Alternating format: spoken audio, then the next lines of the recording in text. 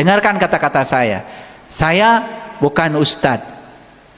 Saya bukan ulama. Jauhan. Dangdanan juga kieu ulama naon. Ulama mah harus pakai sorban. Tapi saya sudah membuktikan semua yang diajarkan Nabi Muhammad benar. Semua yang diajarkan Quran benar. Kalau Allah mengatakan semua kebaikan dariku, semua keburukan dari tanganmu sendiri. Lama saya merenungi kata-kata itu. Saya bilang sama Allah, kok nggak tanggung jawab? Hayang walus nawungku. Aku pernah pergi ke kuil, aku pernah pergi ke pura, aku pernah pergi ke wihara, aku pernah pergi ke masjid untuk menemukan Tuhan, dan aku tidak menemukan Tuhan di semua itu. Dan aku menemukan Tuhan ada dalam diriku. Makanya Allah bilang di Quran, aku tidak akan mengubah nasib suatu kaum kecuali kamu sendiri yang mengubahnya. Apa tidak paham dengan ayat itu? Bapak Ibu, saya mau nanya, Nabi Muhammad hebat? Hebat. Apakah dihebatkan oleh Allah atau beliau punya tekad untuk menjadi manusia hebat? Karena beliau punya tekad, maka dikabulkan oleh Allah. Itu yang keren. Selama ini kita menganggap seolah-olah semua yang hebat itu karena given oleh Allah. Lalu kita menyangka Allah memberi sama si A, Allah tidak memberi kepada si B. Dan kita menyangka seolah-olah kita tidak layak untuk menerima itu. Itu salahmu sendiri.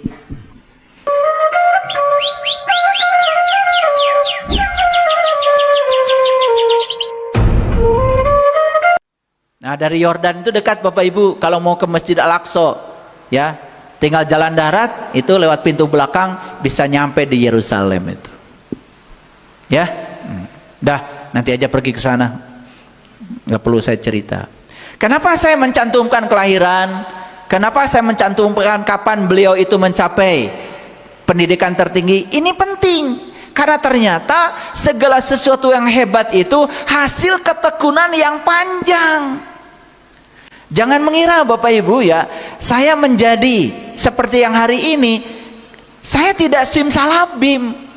Membangun kesadarannya dalam waktu yang sangat panjang. Saya belajar fisika, pendidikan fisika saja selama 35 tahun.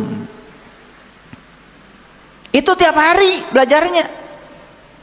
Saya belajar Al-Quran, ya, menekuni Al-Quran itu, ya, itu tiap malam Bapak Ibu. Jam 1 saya pasti bangun, itu sampai jam 4 hanya merenungi satu ayat saja sampai air mata mengalir.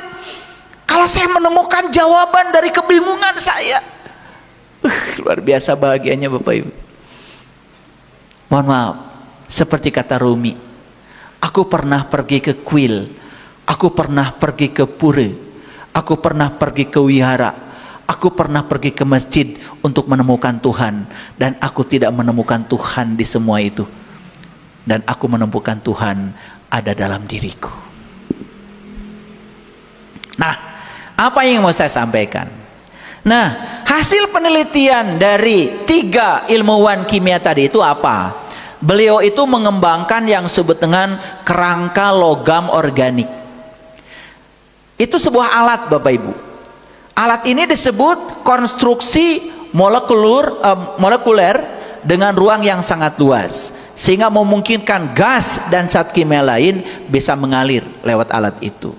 Nah, kerangka logam organik. Nah, jadi basicnya itu beliau menekuni logam, juga menekuni organik. Jadi sebetulnya ya alat yang dibuat oleh 3 ilmuwan ini adalah perpaduan antara logam dengan organik. Dan alat ini ternyata bisa memanen air dari udara di gurun pasir. Bayangkan ya, di gurun pasir yang sangat rendah kelembaban airnya, dengan alat ini bisa memanen air sebanyak-banyaknya dari udara kering. Nah, bisa memadukan logam dengan karbon, bisa memadukan logam dengan organik. Gimana itu? Itu pasti mempelajarinya dalam waktu yang sangat panjang. Bayangkan saja tadi saya sebut ya, kelahirannya ada yang tahun 51, betul nggak kelahirannya? Ya, saya aja baru lahir tahun 67. Umur saya sekarang alhamdulillah baru 58 tahun. Kalau bilang umur jangan sudah ya, baru.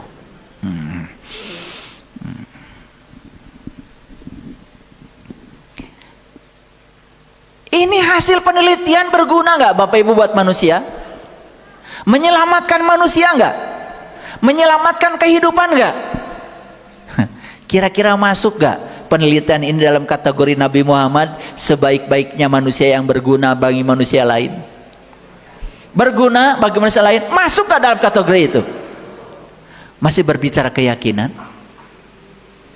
Kita kadang-kadang ya, selamat gak selamat itu selalu urusan keyakinan. Betul nggak? Orang karyanya sudah setinggi apa, manfaatnya sudah sebesar apa, masih saja ya maaf, dia itu tidak akan masuk surga. Kenapa? Beda keyakinan dengan saya. Anda apa karyanya? Allahu Akbar.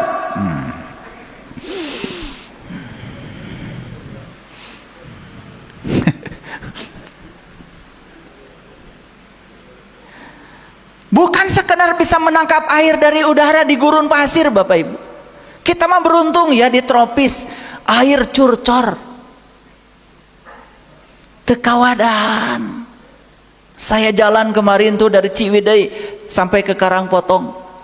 Sepanjang jalan saya sama istri saya cuman Allahu Akbar. Menapakuri. Itu sepanjang jalan tuh dari Ciwidey sampai Karangpotong itu gunung-gunung di sana itu di Cianjur Selatan, itu semuanya ada curugnya. Itu air tidak tertampung, Bapak Ibu. Bagi kita yang ada di tropis, mungkin air itu dianggap sebagai barang biasa. Tapi mereka yang di gurun sana, hidup di tengah padang pasir, padang batu, yang kadar kelembaban airnya sangat rendah. Air sangat sulit di sana. Ditemukanlah alat seperti ini. Bisa menangkap air langsung dari udara. Bermanfaat gak buat kehidupan Bapak Ibu? Soleh gak 3 orang ini? Soleh. Jangan-jangan yang disebut ilmu yang bermanfaat tuh ini kayaknya. Kan selama ini ilmu yang bermanfaat tuh kan idgham biguna, bilaguna, ihfa, kan begitu ya. Oh yang gini, oh kafir.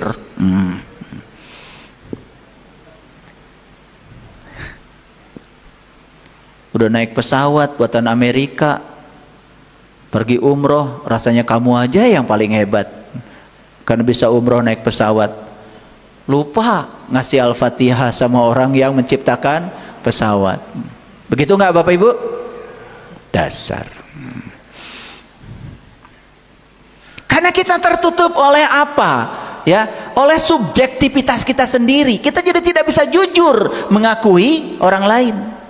Bapak Ibu, mereka itu tahun 65 sudah doktor, melakukan penelitian terus-menerus sebagai profesor dan menemukan temuan ini di tahun ini. Saya mau nanya Bapak Ibu, apakah temuan ini atas izin Allah? Kenapa mereka menemukan temuan ini? Karena mereka bekerja untuk kemanusiaan, bekerja untuk alam semesta, bekerja untuk menjadi yang berguna bagi orang lain. Dia ingin membuat sejarah besar dalam hidupnya supaya ilmunya bermanfaat bagi orang banyak. Luar biasa Bapak Ibu, luar biasa.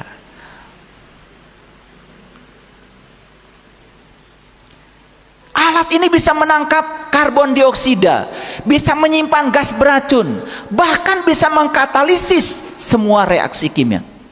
Bahkan yang terakhir saya baca jurnalnya, alat yang diciptakan oleh 3 ilmuwan ini bisa menyimpan energi listrik. Hanya memadukan logam dengan karbon. Luar biasa. Duh ya, kalau saya kalau mau baca jurnal aja pasti saya hadiahkan Al-Fatihah buat para ilmuwan yang telah berjasa menghasilkan penemuan-penemuan yang luar biasa. Ya. Jadi apa yang dilakukan oleh 3 orang ini? Mereka berhasil mengembangkan bentuk baru yang disebut dengan konstruksi molekuler. Dengan ion logam sebagai landasan yang dihubungkan dengan molekul organik yang berbasis karbon. Nah, ion logam dan molekul karbon dapat membentuk kristal yang mengandung rongga-rongga besar. Nah, material berpori ini oleh mereka disebut MOF.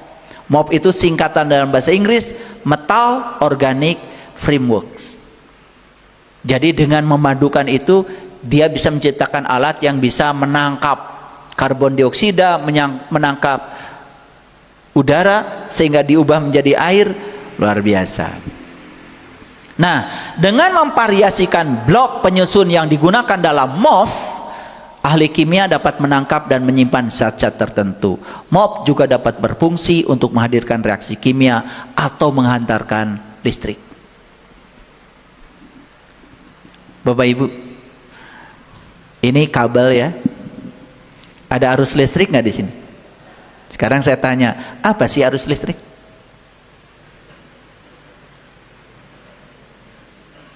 Kan kalian mah cuma begitu aja ya jawabannya ya.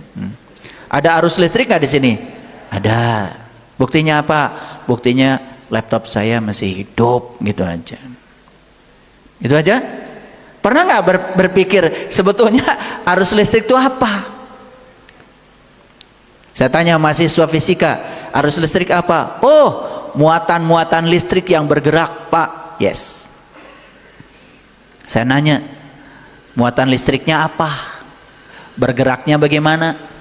Kan ini bukan ruang kosong. Ini ruang padat, namanya juga logam. Kok bisa bergerak dalam logam?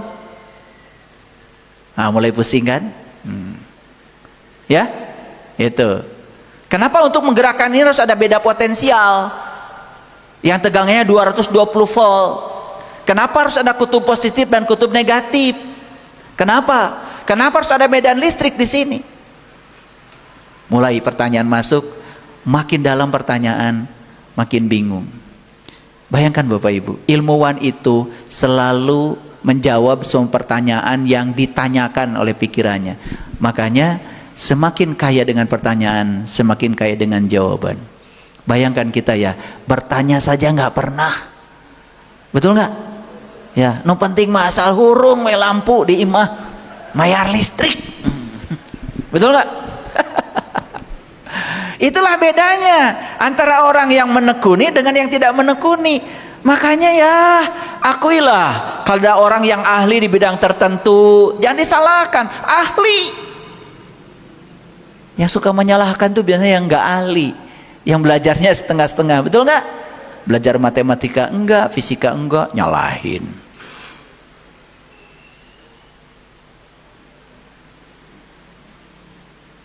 Nah, ini temuan atas seizin Allah nggak Bapak Ibu?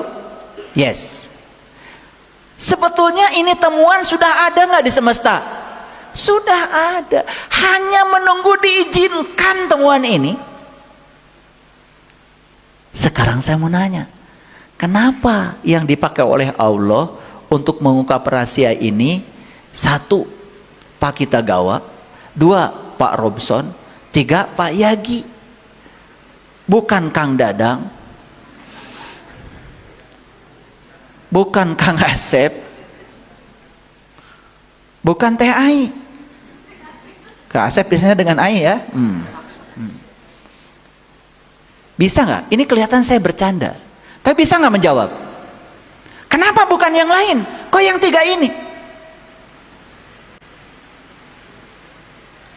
Saya mau nanya Bapak Ibu, ini orang yang 3 ini dihebatkan oleh Allah atau dia yang ingin hebat di hadapan Allah? Selama ini kita selalu kalau orang hebat, oh itu dihebatkan sama Allah. Bukan. Dia itu karena ingin hebat, ingin bermanfaat. Karena dia ingin hebat, ingin bermanfaat, menekuni sesuatu sampai titik tertentu, dikabulkan imajinasi dan harapannya oleh Allah. Jadi sekarang Bapak Ibu, semua orang-orang yang hebat di dunia ini dihebatkan oleh Allah karena dirinya ingin hebat. Coba sekarang hapus kata-kata oh itu dihebatkan oleh Allah. Tidak, Allah hanya menghebatkan orang yang mau hebat. Maka Allah bilang di Quran, yahdillahu linurihi mayasa. Allah hanya akan menunjukkan kepada cahayanya siapa saja yang dikehendakinya. Siapa yang dikehendaki Allah? Dia yang punya kehendak.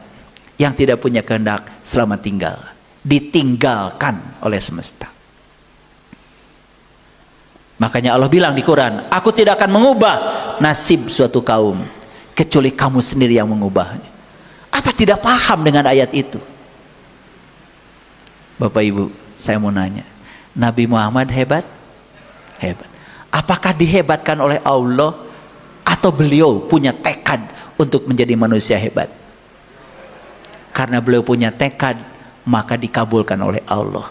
Itu yang keren. Selama ini kita menganggap seolah-olah semua yang hebat itu karena given oleh Allah. Lalu kita menyangka Allah memberi sama si A, Allah tidak memberi kepada si B. Dan kita menyangka seolah-olah kita tidak layak untuk menerima itu. Itu salahmu sendiri. Lihat orang kaya, sudah takdir. Emang dia direncanakan oleh Allah. Tidak melihat kerja kerasnya seperti apa, tidak melihat bisnisnya seperti apa, tidak melihat cara berpikirnya seperti apa, tidak pernah tahu berapa ribu pelatihan pengembangan diri yang pernah dia pelajari, tidak pernah tanya berapa ribu buku yang pernah dia beli. Paling juga bilangnya, oh dihebatkan oleh Allah. Sekarang pertanyaan buat Bapak Ibu semua, ingin gak jadi orang yang hebat? Gimana caranya? Nunggu Allah menghebatkan? Tidak, Allah bergantung kepada kita sendiri. Sekarang saya mau nanya Bapak Ibu, para nabi, para rasul berjumpa dengan Allah? Berjumpa dengan Allah? Berjumpa. Kok mereka bisa jumpa dengan Allah? Karena Allah ingin dijumpai atau karena mereka ingin menjumpai? Karena mereka ingin menjumpai, maka Allah mau dijumpai. Maka di Quran dikatakan, man kana yarju liqa Allah fa inna ajalallahu la'at. Barang siapa yang berharap jumpa dengan Allah, waktu yang dijanjikan pasti datang. Yang berharap, yang tidak, ya sudah kata Allah. Udah, nggak usah dipaksain. Allah hanya menjanjikan buat mereka yang berharap. Yang tidak berharap, ya sudah. Tapi Allah bilang di ayat itu, innal ladzina la yarju liqa'ana waradu bil hayati dunya watsma'annu biha walladzina hum an ayatina ghafilun ulaika ma'wahumun nar. Kata Allah, siapapun yang tidak mau jumpa dengan aku, sudah silakan aja, tetapi selamat tinggal dalam neraka ciptaanmu sendiri.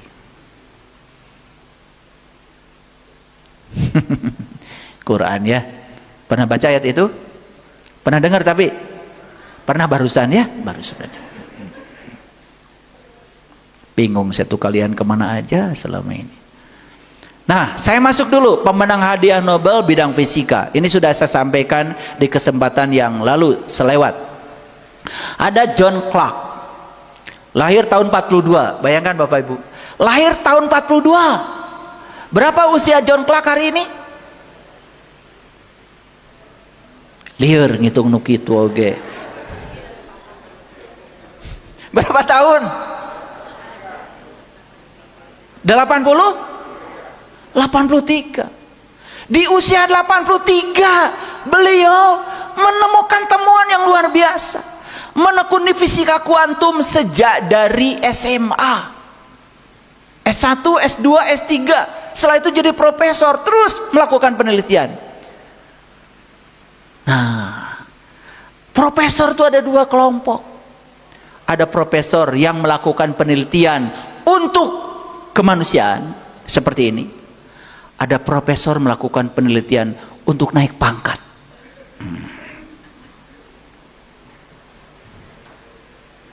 Cenah kadengeun kumanehna.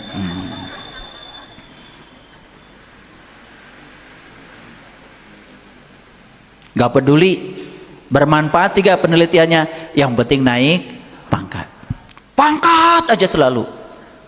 Rek jadi naon eta si eta. Padahal sebaik-baiknya manusia yang berguna buat manusia lain. Betul? Oke.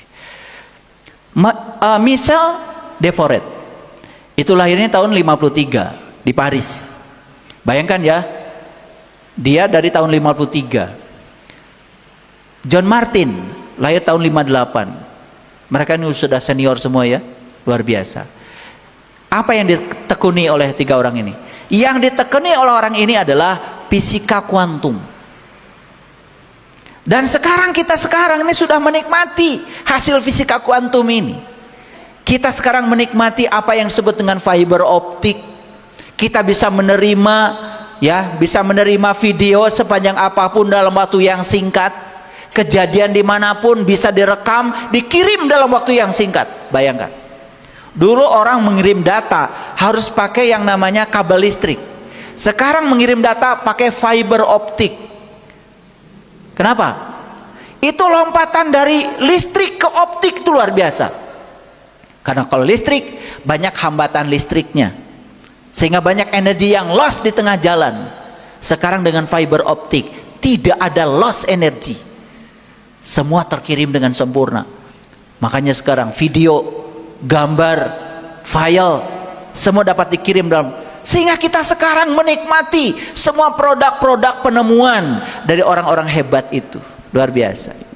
Sekali lagi, saya tidak akan mengajarkan kimia fisika secara formal.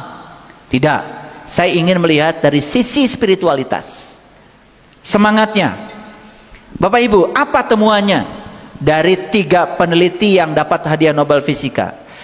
Tiga peneliti ini mampu menjawab pertanyaan, berapa ukuran maksimum suatu sistem agar dapat memberikan efek mekanika kuantum? Lihat saya semuanya. Efek mekanika kuantum sekarang sudah terjadi di level mikroskopik. Bayangkan ya, ada percobaan celah ganda. Orang menganggap selama ini elektron itu materi. Materi ya. Begitu dimasukkan, ditembakkan ke celah ganda, apa yang terjadi?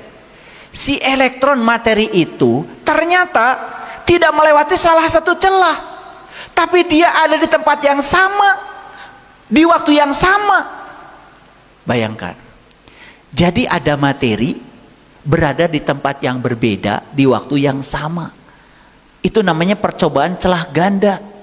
Kaget ilmuwan. Harusnya elektron menurut fisika klasik, karena dia materi, kalau dilewatkan dua celah, harusnya memilih salah satu celah. Dia berada di celah yang berbeda di waktu yang sama. Bukan hanya itu yang mengejutkan, ternyata ketika dia berpadu di layar, menimbulkan efek gelombang yang disebut dengan interferensi gelombang. Padahal elektron bukan gelombang, dia materi. Disitulah kemudian muncul yang namanya dualitas gelombang partikel. Semua yang disebut dengan partikel punya sifat sebagai materi, punya sifat sebagai gelombang. Ternyata yang disebut gelombang pun punya sifat sebagai gelombang dan materi. Dulu orang menyangka cahaya elektromagnetik ini hanya sebagai gelombang. Ternyata cahaya pun bisa berperilaku sebagai materi. Wah, luar biasa Bapak Ibu. Ngerti apa enggak saya ngomong dari tadi? Saya curiga dari tadi aya nunutan oge. Ya teh ngomong naon. Biar ngaji tuh sekali-kali ya rada saintifik ya, gitu. Lah, idgomu aya tuh. Nah, ilmuwan ini hanya menjawab berapa ukuran partikel maksimum sehingga dia masih mengalami efek mekanika kuantum. Kalau di level mikro, elektron, proton, neutron itu sudah tidak asing lagi. Dia sudah sangat jelas menunjukkan efek fisika kuantum. Tetapi di level makro nih seperti kita, apakah mekanika kuantum masih berlaku? Inilah yang dijawab oleh mereka. Apa yang mereka lakukan?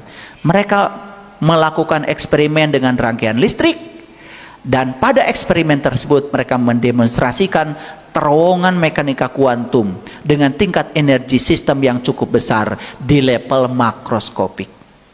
Nah, lihat saya semua. Ini tembok. Selama ini orang menganggap tembok ya padat, betul nggak? Karena ilusi pikiran. Padahal dia ada kalau diamati aja, kalau dilihat. Kan kalau tidak dilihat mah nggak ada tembok tuh, nggak ada tembok. Wah ada. Pusing pasti yang gitu juga kalian. Dianggap sulapan, betul nggak? Makanya segala sesuatu itu ada kalau diamati. Makanya peran si pengamat itu yang mengadakan. Itu yang disebut dengan ilusi.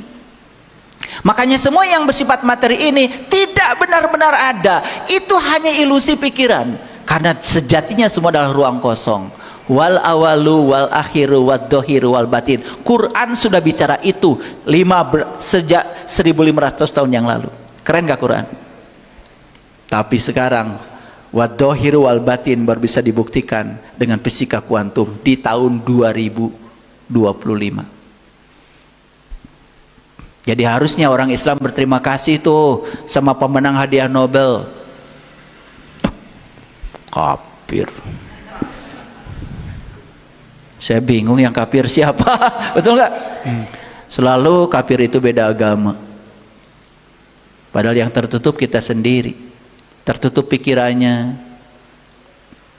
Tertutup ilmunya. Betul nggak? Kafir itu cover kita yang mengkafiri diri kita sendiri. Membenteng. Oke lanjut ya. Nah, mekanika kuantum memungkinkan sebuah partikel bergerak lurus menembus penghalang. Hebat. Jadi kalau kalian pernah nonton film ya, film-film di bioskop, ada orang yang bisa masuk dinding set. Dulu mah cuma ilusi, sebentar lagi akan menjadi kenyataan. Ketika kita bisa menselaraskan energi kita dengan energi dinding, sehingga selaras betul-betul menemukan energi yang cocok, energi yang terkuantisasi, cocok energinya, bisa nembus dinding. Ini fisika kuantum, bukan sulap, bukan sihir.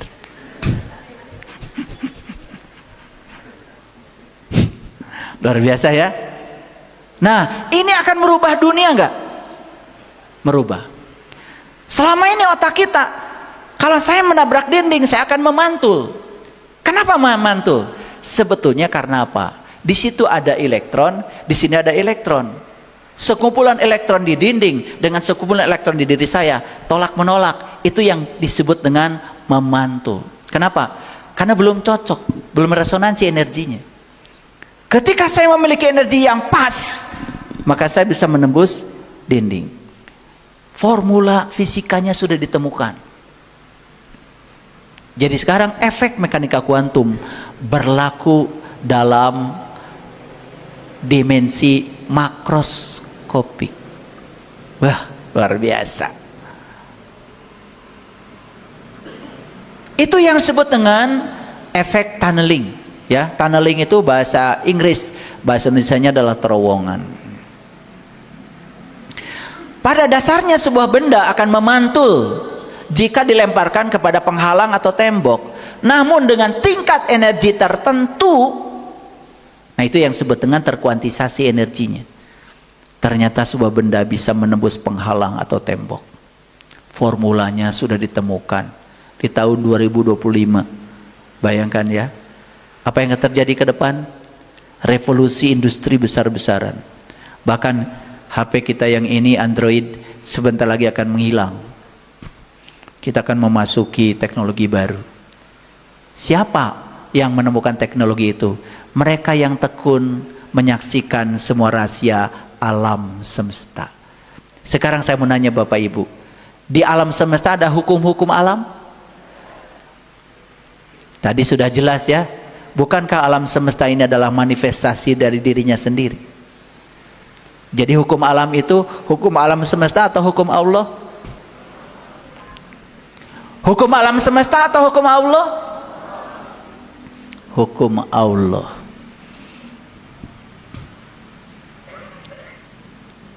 Selama ini disebut hukum A, hukum B, hukum C, itu sesuai dengan si penemu dari hukum itu. Sebetulnya bukan penemu sih, yang mempopulerkan. Karena hukum itu sudah ada di sini. Kalau saya bahas ini semua Bapak Ibu pasti akan tercengang ya. Udah, gitu aja dulu. Ketika sejumlah besar partikel terlibat, efek mekanika kuantum biasanya menjadi tidak signifikan. Jadi, kalau sejumlah partikel terlibat menjadi materi, efek kuantum tidak terlihat. Eksperimen ini membuktikan bahwa sifat-sifat mekanika kuantum dapat diwujudkan dalam skala makroskopis. Itulah yang menyebabkan mereka dapat hadiah Nobel. Saya mau cerita sedikit. Bagaimana sih orang ini bisa sampai tahun 2025 menemukan itu? Sejarahnya panjang Bapak Ibu. Ya, fisika kuantum itu dimulai akhir abad ke-19. Berarti tahun berapa? Tahun 1900. Orang sudah memulai belajar itu. Kalian mah baru dengar sekarang istilahnya juga ya. Soleh. Nah, 1900 awal pembicaraan tentang itu. Waktu eksperimen celah ganda tadi. Nah, di awal abad ke-20, berarti tahun berapa? Gitu aja pusing. Awal abad ke-20 tahun sabaraha?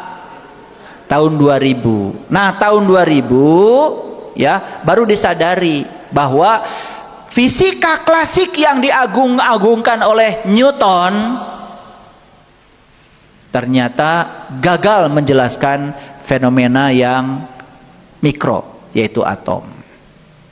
Ini orang udah sadar tahun 1900. Kalian mah belum ada. Orang kesadarannya sudah sampai di sana.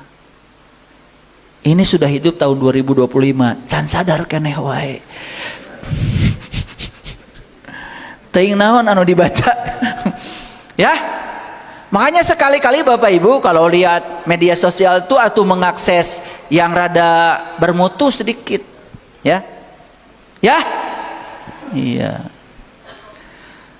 Tahun 1900 ada orang namanya Max Planck. Ini juga sudah dihadiahi hadiah Nobel. Tetapi hadiah Nobelnya tidak diserahkan langsung karena beliau sudah meninggal. Max Planck ini mengajukan teori namanya kuantisasi energi. Nah, kuantisasi itu begini, supaya ngerti sedikit. Nih, lihat saya. Semua orang di masjid ini punya nomor HP. Yes? Oke. Saya ya menghubungi seseorang di masjid ini yang punya nomor HP tertentu. Saya hubungi. Kok nggak salah ya? Saya menghubungi orang satu aja. Tidak pernah ada energi yang saya pancarkan tiba-tiba nyasar ke HP lain. Itu namanya energi itu terkuantisasi. Dia hanya memiliki frekuensi tertentu. Dan yang bisa menangkap frekuensi yang pancarkan hanya nomor HP yang saya tuju. Keren nggak Bapak Ibu? Bayangkan kalau tidak terkuantisasi, saya kirim pesan bisa nyasar kemana-mana. Makanya nomor HP itu, ya, nomor HP itu seorang satu kan, beda satu digit, beda energinya. Itu namanya kuantisasi energi. Bayangkan, Max Planck tahun 1900 sudah bicara tentang kuantisasi energi waktu dia menjelaskan tentang radiasi benda hitam. Nah, lalu tahun 1905 dilanjutkan pekerjaannya oleh Einstein. Makanya Einstein ketika dapat hadiah Nobel tentang efek fotolistrik, dia bilang apa? Saya tidak layak mendapatkan hadiah ini. Kenapa? Saya hanya meneruskan pekerjaan ilmuwan sebelumnya. Saya menanya Bapak Ibu, ini Einstein Islami nggak Bapak Ibu? Dapat hadiah Nobel, dia bilang saya tidak pantas dapat ini. Saya cuma meneruskan pekerjaan orang yang sebelumnya. Gak ada jasa saya. Islami nggak Bapak Ibu? Keren nggak ini Einstein sikapnya? Keren. Gitu nggak Bapak Ibu? Maraneh mah ningali kejo dihareupeun sapiring ge teu inget kana melakna. Punten ya. Makanya ketika saya mengajar sejarah fisika, saya bertahun-tahun, selama 34 tahun saya jadi dosen fisika, saya pernah mengajar sejarah fisika. Saya senang sekali kalau mengajarkan sejarah sains. Bukan Einstein lahirnya tanggal berapa, ulang tahunnya, bukan itu. Sejarah konsep maksudnya. Sehingga mohon maaf, jadi saya rada calakan lah gitu kalau bicara ini, karena saya pernah mengajar mata kuliah sejarah fisika. Dari situlah saya merasa malu sama Einstein ketika beliau mengatakan, tidak ada jasa saya tidak layak dapat hadiah Nobel ini karena saya hanya meneruskan pekerjaan pendahulu saya. Keren banget. Makanya dari situlah saya dikasih intuisi tentang doa makan. Makanya kalau saya makan, doanya Bismillahirrahmanirrahim. Allahumma barik lana fima rozaqtana wa qina azabannar. Itu diajarkan Nabi Muhammad. Ya Allah, berkahilah rezeki yang telah Engkau anugerahkan padaku. Jauhkan aku dari api neraka. Jangan sampai makanan yang aku makan jadi kemarahan. Jangan sampai makanan yang aku makan jadi energi kebencian. Jangan sampai makanan yang aku makan jadi energi yang menghancurkan aku. Sebetulnya Nabi Muhammad sudah wanti-wanti, Bapak Ibu. Itu apa yang kalian makan itu sebetulnya materi. Tetapi di balik makanan itu ada energi. Yang kalian butuhkan bukan materinya, hampasnya mah dikeluarkan. Yang kalian ambil itu adalah kalorinya, energinya. Makanya satuan energi itu ada dua di fisika, kadang disebut joule, kadang disebut kalori. Makanya setiap makanan yang bertanggung jawab memproduksinya selalu ada dicantumkan, ini mengandung berapa kalori. Makanya kalian kalau makan sesuai dengan kebutuhan berapa kalori, tidak mungkin diabetes, tidak mungkin darah tinggi, ya mah dahar. Sapiring mantung setengah bola duka sabaraha kalori nama, betul? Yang penting nah itu kakara eureun sia eta mah. Nah goler beda tunuh. Betul? Iya, ngaku we orang soleh. Wah gunana. Betul apa tidak? Hayang nyiwit lah. Lihat saya semuanya, ya. Jadi ketika kita memasukkan materi, sebetulnya yang kita butuhkan energi. Nah, energi itu apa Bapak Ibu? Energi adalah suatu daya yang bisa melakukan usaha. Ada nggak orang habis makan marah-marah? Ada nggak? Ada nggak habis makan memfitnah orang? Ada. Ada nggak habis makan menghujat orang? Ada. Nah, itu energi jadi neraka. Padahal doanya Allahumma barik lana fima rozaqtana wa qina azabannar. Harusnya rezeki yang dimasukkan ke tubuh ini menghasilkan energi berkah yang membuat kita terhindar dari api neraka. Sadar? Suka baca doa itu? Bapak Ibu, saya tanya, kenapa Bapak Ibu baca doa itu? Supaya nanti dapat pahala. Geus dahar amak-amakan kajen. Saya tahu di sini tuh yang suka habis makan marah-marah tuh. Pengen nyubit saya sama kalian itu. Sadar gitu? Coba, pernah nggak diungkap itu? Kalian mah nggak pernah nanya, kenapa doa makan begitu? Pernah nggak gitu? Enggak. Malah Allahumma barik rik kap. Awas tong pahil jengkop. Kajeun teu ngarti eusina mah. Barik lana 2 harokat. Waqi qop waqina azabannar. Ini asa panggayana. Tahu artinya? Ente. Coba Bapak Ibu sekarang, ketika baca doa itu, oh sekarang saya tahu, ya. Saya makan itu jangan sampai energi yang masuk ke tubuh saya menimbulkan kemarahan, kebencian, keserakahan, kebodohan yang ujungnya saya terjebak dalam neraka buatan saya sendiri.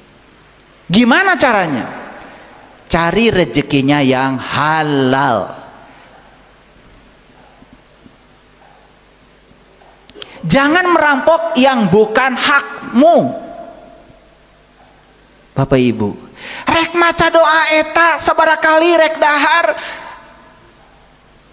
ada yang nyerikeun batur mah neang rezekina jadi neraka. Dagang di pasar nipu si eta mah ari dahar Allahumma barik lana fi marzaqtana wa qina azabannar. Jadi sebelum doa itu diucapkan itu, perhatikan dulu apakah makanan yang kamu hadirkan itu betul-betul energinya berkah. Adakah orang yang tersakiti ketika kamu mencari nafkah? Gitu nggak kalian? Biar pada sadar makan aja salah, geus puguh nu di daharna salah kabeh nyeri beteung.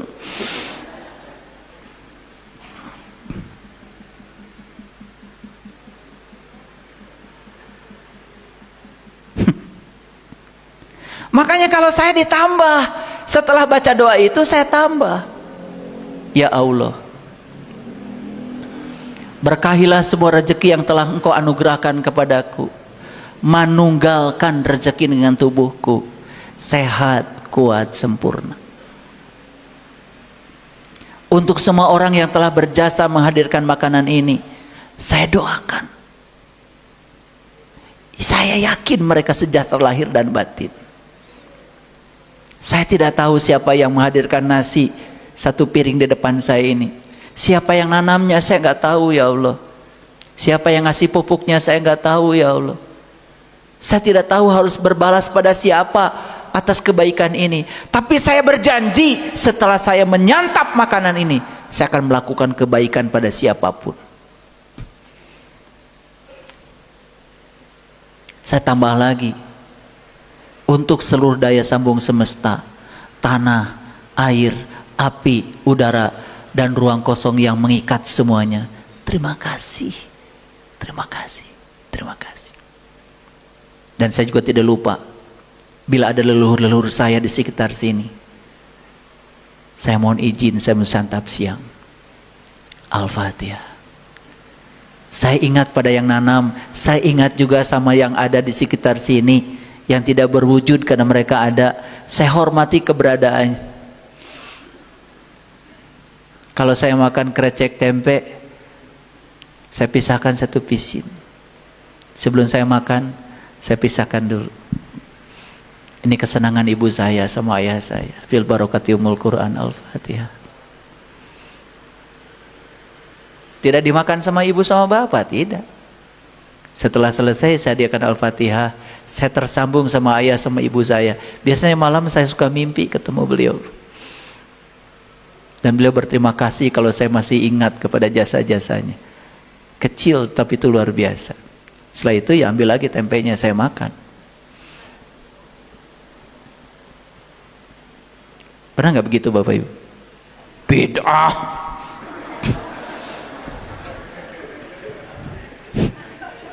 Musyrik. Aduh, gampang banget sih menilai. Itu namanya otak picik itu ya. Belajar nggak kemana-mana tapi gampang aja menghukumi orang. Saya kan menghargai ibu saya. Bapak, kakek nenek saya itu tukang tempe. Makanya kalau kalian mau belajar tempe yang enak ke saya. Nanti bikin pelatihan bikin tempe ya, tim IT. Tempe enak ya, mau bentuknya kayak apa saya bisa, bikin raginya bisa, yang enak, yang tempenya itu bisa bertahan 3 bulan. Makanya kalau sudah dibuat sambal goreng tempe itu 3 bulan tuh nggak apa-apa. Tapi cara nyucinya juga ada, cara nyuci kacangnya itu. Itu ada ilmunya Bapak Ibu. Mau belajar bikin tempe? Ini dulu. Jadi Einstein bilang apa tadi? Ini bukan karya saya meneruskan pekerjaan. Keren nggak Bapak Ibu? Coba Bapak Ibu, begitu beli kursi, ya, pernah nggak hadiahkan Al-Fatihah? Ih, kursi ini bagus banget, hebat ini orang yang membuatnya. Saya makanya ketika bayar kursi, saya tidak merasa bayar. Saya hanya menghormati orang yang keren ini sudah bikin kursi yang luar biasa. Saya tidak pernah merasa kehilangan uang saya untuk beli kursi. Makanya habis beli kursi, duit itu datang lagi. Rindu. Karena kita sikapnya begitu. Begitu saya beli mobil, saya tidak pernah bilang, ya uang saya hilang dipakai beli mobil, tidak. Saya tidak pernah beli mobil. Ini uang tidak ada artinya yang saya keluarkan dibandingkan jasa orang yang telah menciptakan mobil. Coba, berapa tahun mobil itu bisa sampai secanggih yang sekarang? Coba, dulu masih ingat ya, injek kopling, lepas rem, oper. Betul? Angkat kopling, lepas rem, jalan. Dulu, sekarang nggak begitu lagi. Ya, semua sudah di sini cuman, di toel setik, oke jalan. Gak usah injek-injek kopling lagi. Coba, bagaimana dari kopling yang manual menjadi kopling yang matic? Ditambah lagi teknologi triptonik, mekatronik. Kalau kita mau ngebut di jalan tol, sudah pakai teknologi triptonik, mekatronik. Jadi kalau mobil matic ya jangan dipaksa terus digas, kembali ke manual, seolah-olah kita sedang mengerjakan yang manual. Disediakan sekarang triptonik, mekatronik, tergantung jenis mobilnya. Luar biasa.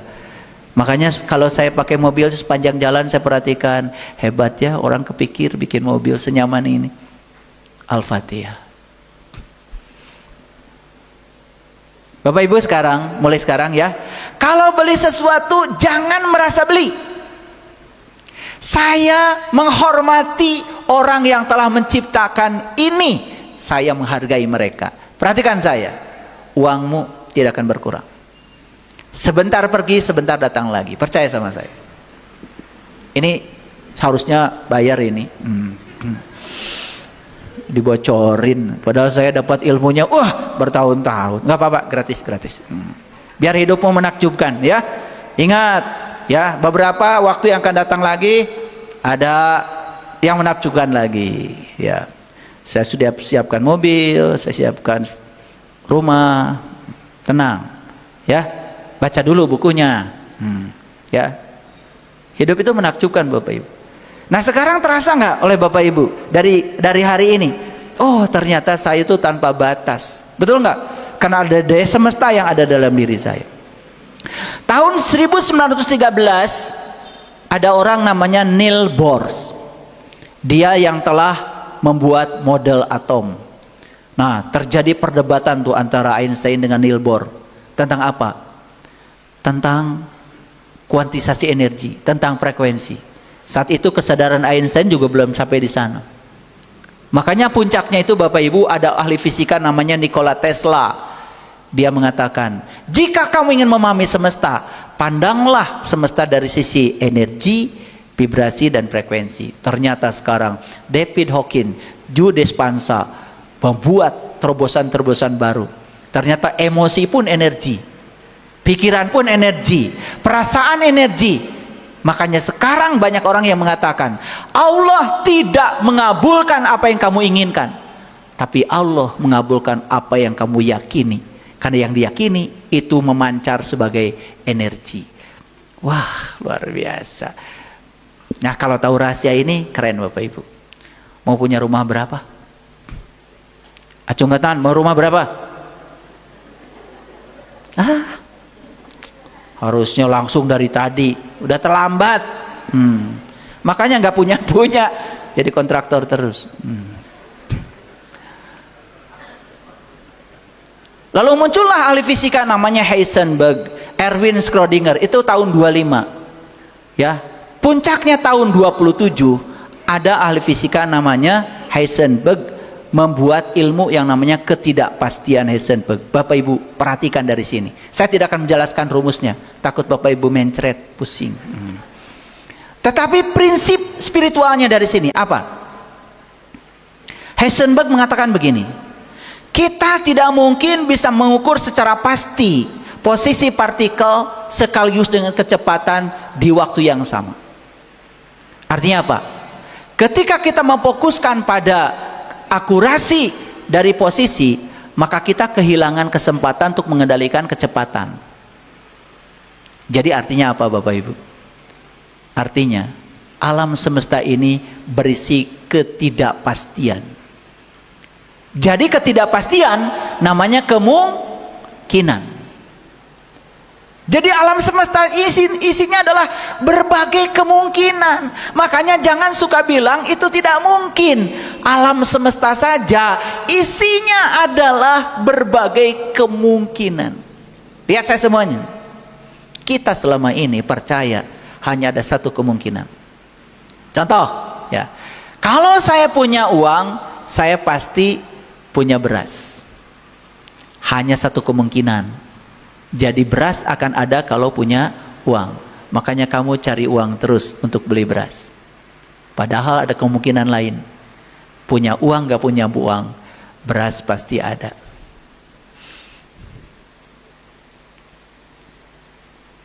Kalau alam semesta isinya adalah berbagai kemungkinan, lihat saya semua. Apakah Bapak Ibu satu kemungkinan dari alam semesta? Kita ini hanya satu dari begitu banyak kemungkinan dari alam semesta. Makanya ini disebut sebagai konfigurasi energi dari semesta untuk membangun satu kemungkinan. Oke, kalau begitu, ketika seseorang menyangka saya akan miskin selamanya, satu kemungkinan. Tapi kalau dia bilang saya tidak akan begini, besok begini, lusa begini, ada banyak kemungkinan. Saya bisa keluar, memasuki semua kemungkinan itu. Tetapi satu prinsipnya, mulai sekarang buang kata-kata tidak mungkin. Nih Bapak Ibu, penyakit Bapak Ibu, ya. Minggu depan kita jalan-jalan ke Eropa.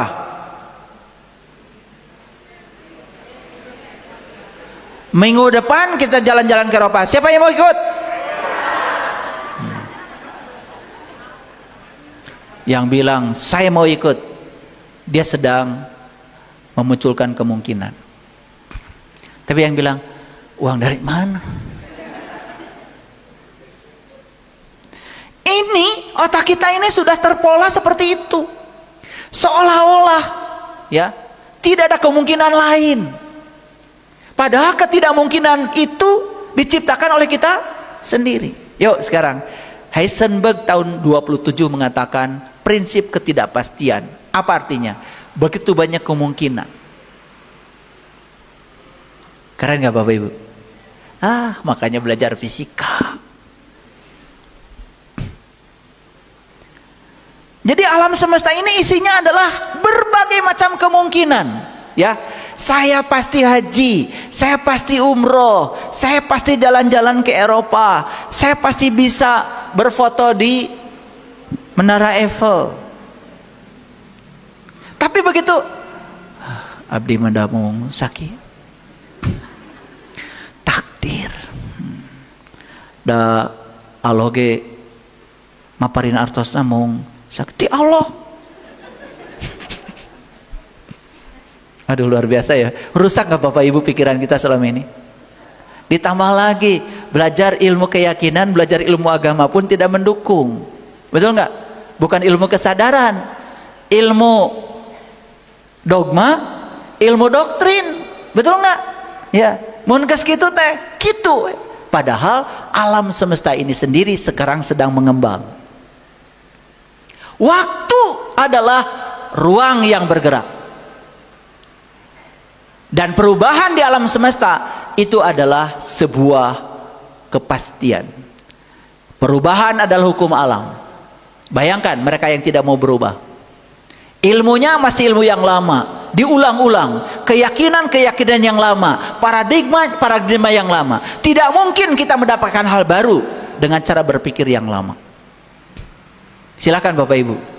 Yang masih punya paradigma di otaknya, saya akan banyak uang kalau saya kerja keras dan banting tulang. Sudah, terus we banting-banting eta tulang. Nampi ka nyeri, ya, gitu. Karena prinsipnya di sini, ya, saya akan dapat uang banyak kalau saya menghabiskan seluruh waktu hidup saya untuk uang. Saya harus bekerja keras dan banting tulang. Dah, selamat membanting tulang. Karena paradigmanya sudah salah. Mohon maaf Bapak Ibu, saya punya banyak teman yang pegawai negeri. Mereka yang punya keyakinan kalau hidupnya adalah gajinya, gak akan dapat penghasilan dari tempat lain. Di amplopan tiap bulan, yang listrik, SPP, beas,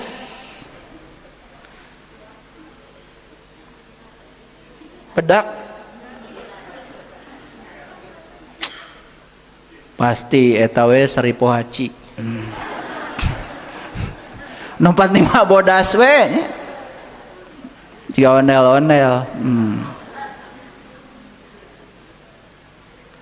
Begitu anaknya pengen makan di restoran, mana amplop?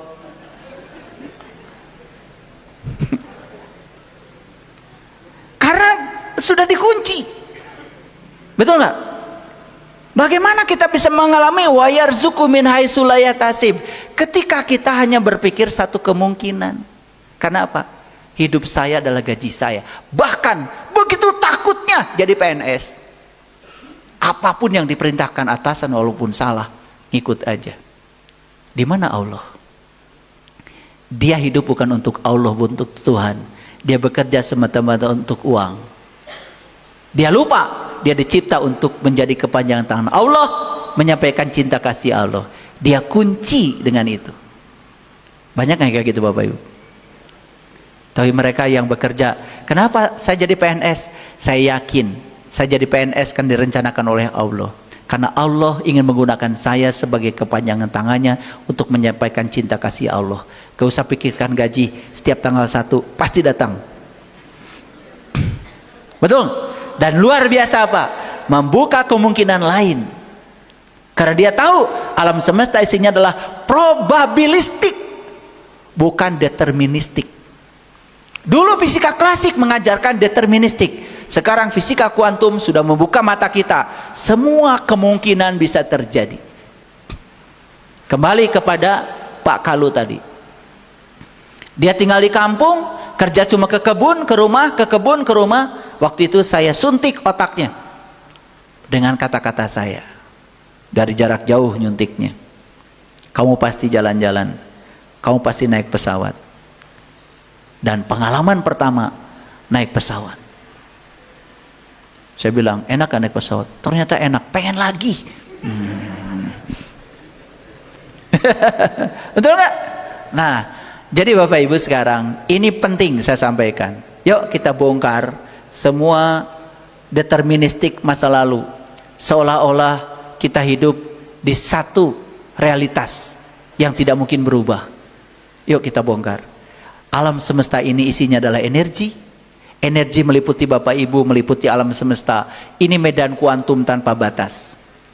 Dan di sini sedang menunggu berbagai kemungkinan. Kita tinggal menciptakan kemungkinan itu. Siapa yang berimajinasi dan merasakan seolah-olah itu sudah terjadi, semua akan terjadi. Dengarkan kata-kata saya. Saya bukan ustadz. Saya bukan ulama. Jajauhan. Dangdanan juga kieu ulama naon. Ulama mah harus pakai sorban.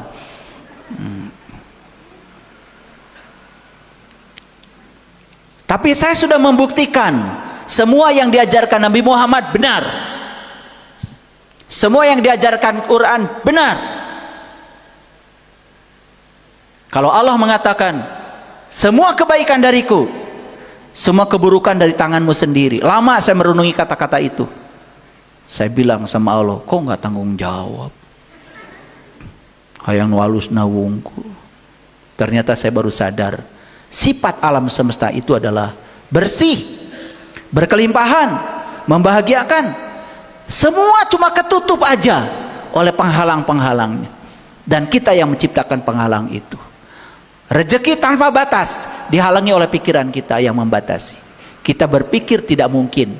Kita berpikir saya tidak layak. Bayangkan Bapak Ibu. Saya tanya banyak anak-anak muda, kamu ingin jadi orang kaya? Yes. Apa yang kamu lakukan? Melamar kerja. Karena diajarkan oleh orang tuanya begitu. Melamar kerja itu berarti kerja di orang. Yang kerja di orang, satu, waktu jelas harus diserahkan pada orang yang mempekerjakan kita. Dua, kita harus ikut aturan orang walaupun kita tidak suka. Tiga, gaji ditentukan oleh orang, tidak bisa nawar sendiri. Rek benghar kumaha. Betul nggak? Tapi kalau kita menciptakan sistem, lagi tidur penghasilan ada, lagi rekreasi penghasilan ada. Ciptakan sistemnya. Bisa nggak menciptakan sistem? Bisa. Semudah itu, apalagi sekarang kita sudah ditunjang oleh teknologi informasi yang luar biasa. Saya bikin buku, saya taruh di TikTok Store. Udah, saya taruh aja. Banyak yang beli. Lagi tidur pun orang beli. Lagi ceramah nih sekarang, yang beli tetap jalan. Karena ada sistem.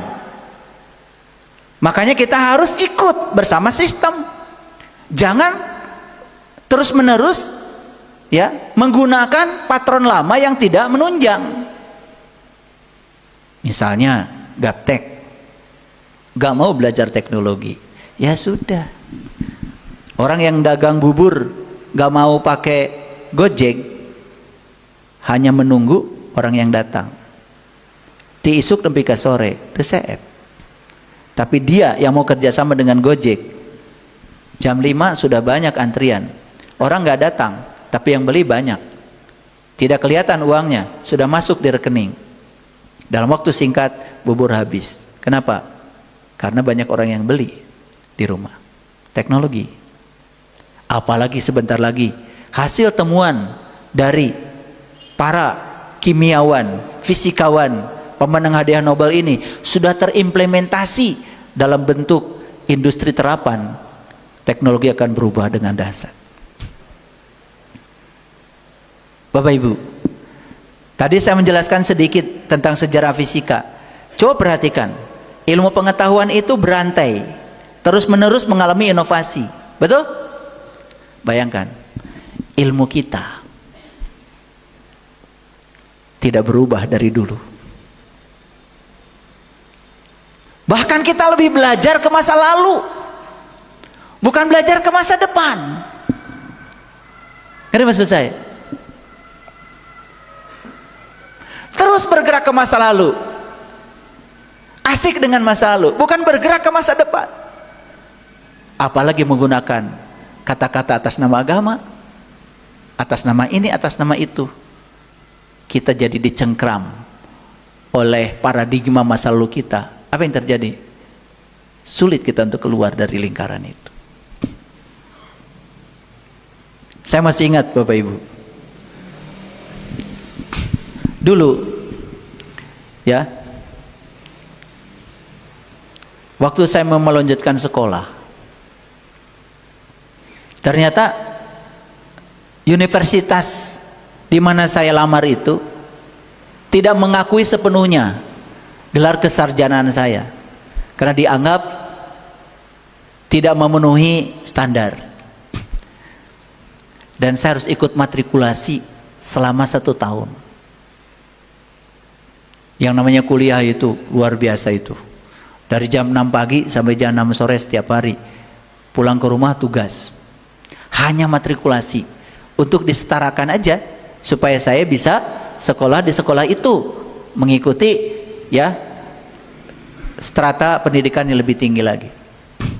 Saya masih ingat waktu itu ada ujian terakhir, ujian matrikulasi.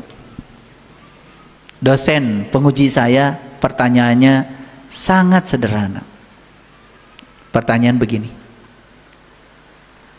apakah Anda benda hitam? Gitu. Bayangkan kalau pertanyaan itu datang sama kalian langsung marah ya.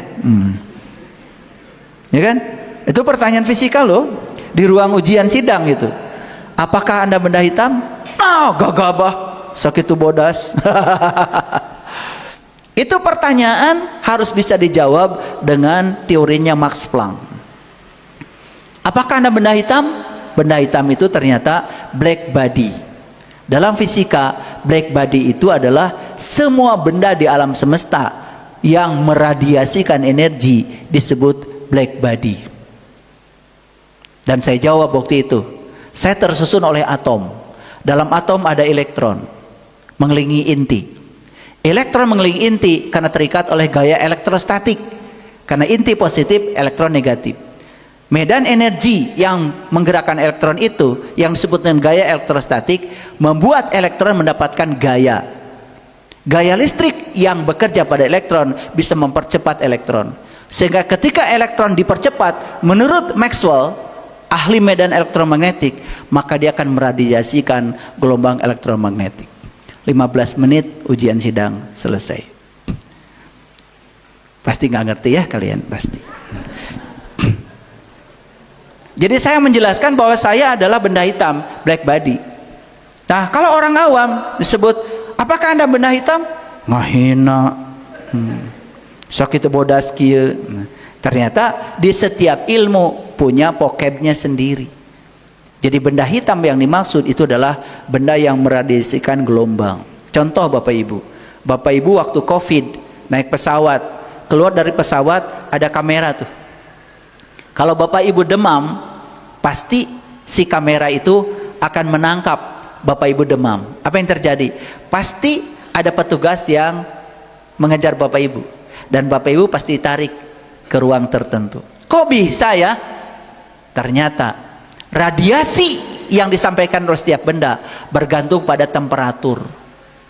Nah, jumlah yang diradiasikan energinya bergantung berapa temperaturnya. Makanya radiasi yang ditangkap oleh kamera bisa mendeteksi berapa suhu orang itu. Teknologi bisa seperti itu.